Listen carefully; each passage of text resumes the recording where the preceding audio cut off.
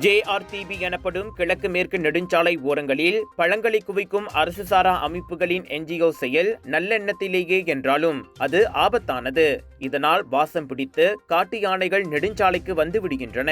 இது வனவிலங்குகளுக்கும் வாகன ஓட்டிகளுக்கும் இடையில் மோதலை உருவாக்குவதாக கெடா சுங்கைப்பத்தானி ரெஸ்பான்ஸ் டீம் தன்னார்வலர் முகமது அமீர் ஃபைசால் சுட்டிக்காட்டினார். மே 11 முதல் தாங்கள் மேற்கொண்ட ரோந்து நடவடிக்கையில் JRTB நெடுகிலும் பல்வேறு இடங்களில் பழக்குவியல்களை கண்டதாக அவர் தெரிவித்தார். காட்டு விலங்குகளுக்கு உணவளிக்கப் போவதாக கூறி ஒரு NGO சார்பில் என்னை தொடர்பு கொண்டார்கள். நான் வேண்டாம் என்று தடுத்தேன்.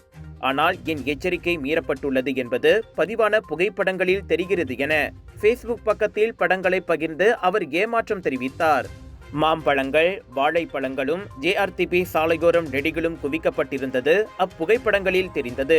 அப்பகுதி யானைகள், கரடிகள், மலாயா புலிகள், சிறுத்தைகள், தாப்பிர்கள் உள்ளிட்ட வனவிலங்குகள் அதிகம் நடமாடும் இடமாகும்.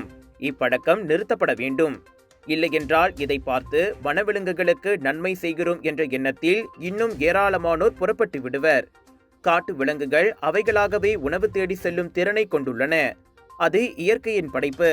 எனவே சாலையோரத்தில் உணவை விட்டு செல்வது தவறானது மட்டுமல்ல, பொறுப்பற்றது மற்றும் JRTBயை தங்கள் அன்றாட பயணத்திற்கு நம்பியிருக்கும் சாலை பயணர்களுக்கும் கடுமையான ஆபத்தை ஏற்படுத்துவதாக அவர் கூறினார்.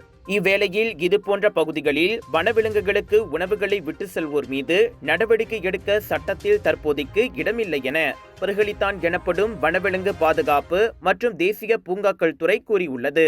காட்டு விலங்குகளுக்கு உணவளிக்க வேண்டாம் என பொதுமக்களை எச்சரிக்கும் பலகைகளை வேண்டுமானால் நெடுஞ்சாலைகளில் அதிகரிக்கலாம். விழிப்புணர்வை ஏற்படுத்துவதே இருக்கும் ஒரே வழி என அது விளக்கியது.